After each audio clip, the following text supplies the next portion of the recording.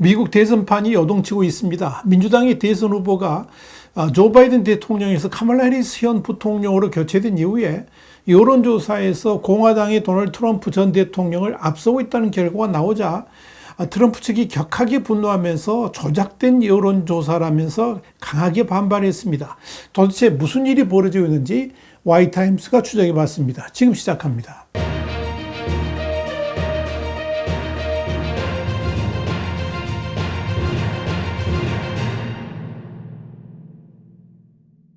미국의 시사주간지 뉴스위크는 현지 시간 5일 공화당의 도널드 트럼프 전 대통령은 민주당의 카말라 해리스 부통령이 자신을 이기고 있다는 여론조사가 발표되자 그 조사는 민주당이 유리하도록 조작된 가짜라고 비난했다 그러면서 트럼프 선거 캠프의 선임 고문인 브라이언 휴즈는 해리스가 전국적으로 트럼프보다 1%포인트 앞선 50대 49의 지지율을 보인 CBS 뉴스와 유고브의 최근 조사에 대해 비난했다. 이렇게 보도했습니다. 조사 결과에 따르면 두 후보는 주요 경합주에서 각각 50%로 동률을 이루고 있습니다. 공화당의 브라이언 휴즈 고문은 성명에서 3,102명의 등록 유권자를 대상으로 한 이번 여론조사는 이번 조사보다 더 많은 진보주의자와 더 적은 보수주의자를 표본으로 추출했고 가중치를 제대로 적용하면 트럼프가 51대 49로 앞서게 될 것이다. 이렇게 주장했습니다. 휴즈 고문은 이어서 가짜뉴스 미디어는 위험할 정도로 진보적인 카멀라가 경제 실패와 범죄 정책의 유화적인 기록을 숨기도록 계속 돕고 있다 그러면서 이번 조사 결과 분석에서도 알 수 있듯이 그들은 심지어 여론조사 결과를 부풀리기 위해서 숫자 조작을 하고 있다고 강조를 했습니다. 휴즈 고문이 그러면서 미국 국민은 이런 조작을 이미 간파하고 있으며 전국적인 가스라이팅을 통해 해리스가 승리하도록 내버려 두지는 않을 것이다. 이렇게 밝혔습니다. 이 CBS 뉴스와 유고브 여론조사는 해리스가 2024년 대선에서 트럼프를 앞서는 것으로 나타난 가장 최신 조사인데 조 바이든 대통령이 7월 21일 경선에서 탈락하기 전에 기록했던 열세를 완전히 뒤집은 겁니다. 뉴시크에 따르면 최근 들어서 여러 여론조사에서 트럼프와 해리스 간의 지지율 차이가 좁혀졌고 오히려 평균 지지율에서 해리스가 트럼프를 앞서고 있는 것으로 나타나고 있습니다. 선거 여론조사에서 정확도가 상당히 높은 538의 전국 평균 여론조사에서는 해리스가 45.3대 트럼프 43.7로 나타나서 트럼프보다 1.6%포인트 앞선 것으로 나타났습니다. 네이트 실버도 해리스가 평균 45.5%대 44.1%로 트럼프보다 앞서고 있는 것으로 조사 결과 발표했습니다. 이런 여론조사 결과는 트럼프 캠프의 입장에서는 충격적이라 할 수 있습니다.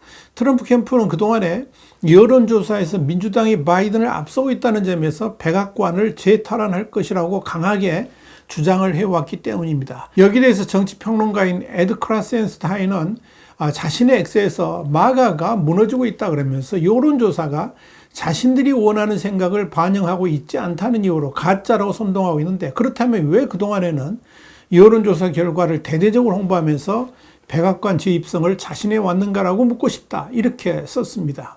CNN은 5일 도널드 트럼프가 밀워키에서 열린 공화당 전당대회 무대에 섰을 때만 해도 승리가 확실해 보였던 트럼프의 캠페인은 미국 역사상 유례가 거의 없는 17일 동안의 대반전이 일어났다. 그러면서 암살 시도에서 살아난 트럼프를 중심으로 공화당은 단합된 모습을 보였고 반면 바이든은 지지율 하락과 모금 부진 등으로 당내 우려가 극에 달했지만 해리스가 등판하면서 선거 판도가 뒤집혔다라고 보도를 했습니다. CNN은 트럼프의 지지율 하락의 출발점으로 전당대회 폐막 연설에서 미국의 단결이라는 포인트에서 벗어나서 공격 모드로 전환한 것이 큰 실책이었다고 평가했습니다.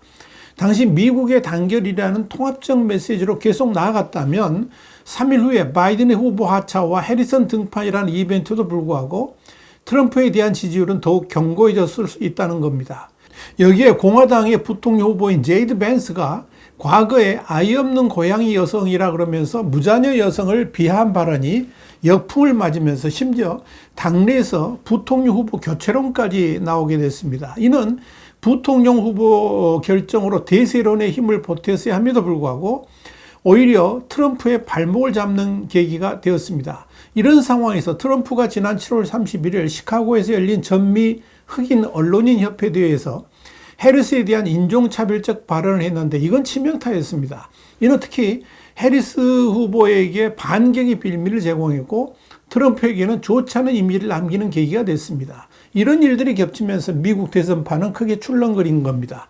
사실 바이든에서 해리스로 후보가 변경된 것 자체가 민주당이 결속을 가져오는 계기가 되었다라고 할 수 있지만 정작 민주당 입장에서는 부통령 후보 결정과 전당대회라는 엄청난 이벤트가 기다리고 있습니다. 이른바 민주당의 컨벤션 효과는 아직 본격화되지도 않았다는 겁니다. 그런데 해리스의 지지율이 트럼프를 앞서기 시작했다는 것은 공화당 입장에서 선거 전략의 전면 수정을 요구하는 터닝 포인트가 될 수도 있을 것입니다.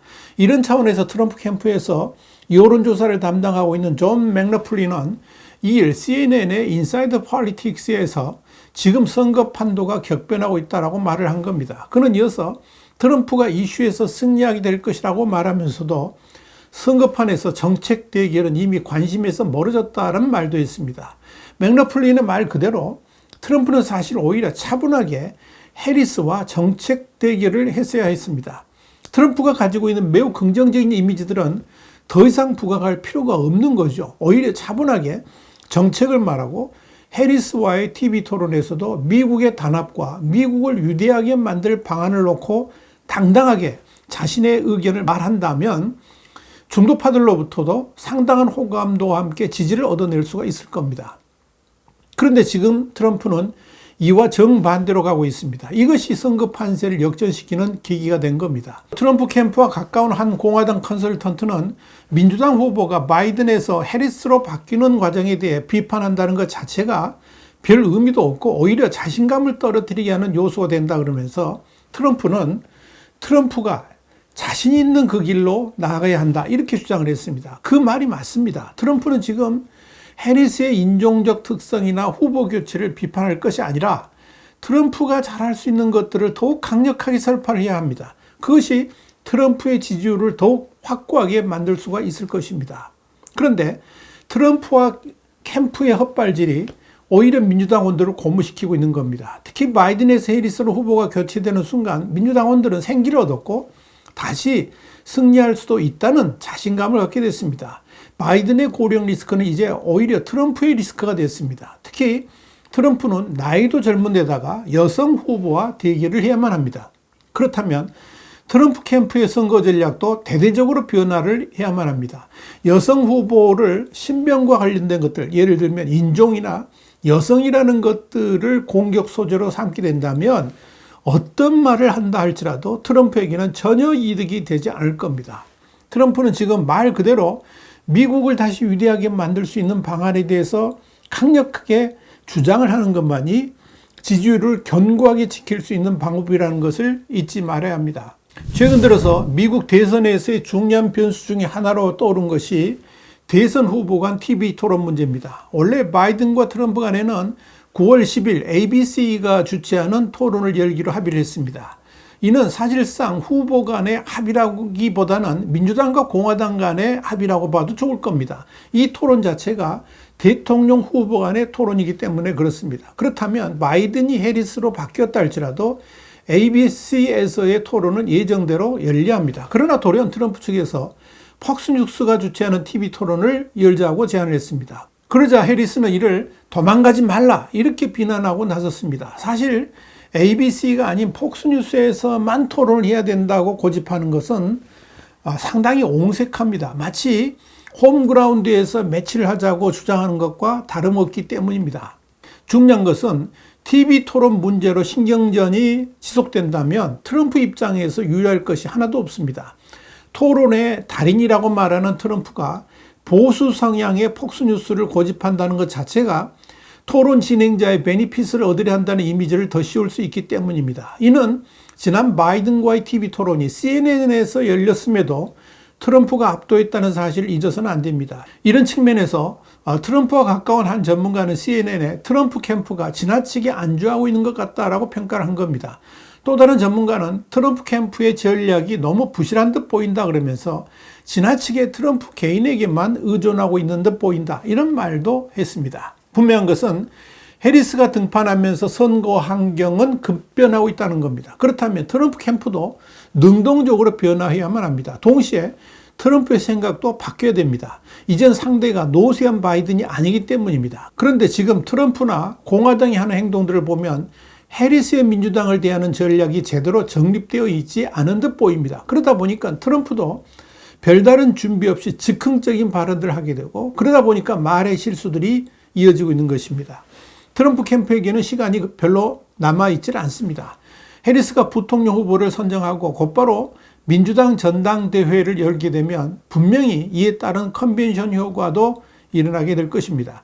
트럼프의 피격 사건과 공화당 전당대회가 컨벤션 효과를 일으켰지만 해리스 후보로 교체가 되면서 이를 상쇄시켜버린 것 같이 공화당도 민주당의 컨벤션 효과를 지워버릴 수 있는 중대한 이벤트들이 준비돼야 됩니다. 그런 전략적 접근이 없다면 트럼프의 지지율은 지속적으로 하락할 수밖에 없다는 사실을 분명히 알아야 될 것입니다. 화이트하인드 국제정세 분석의 추복일이었습니다. 감사합니다.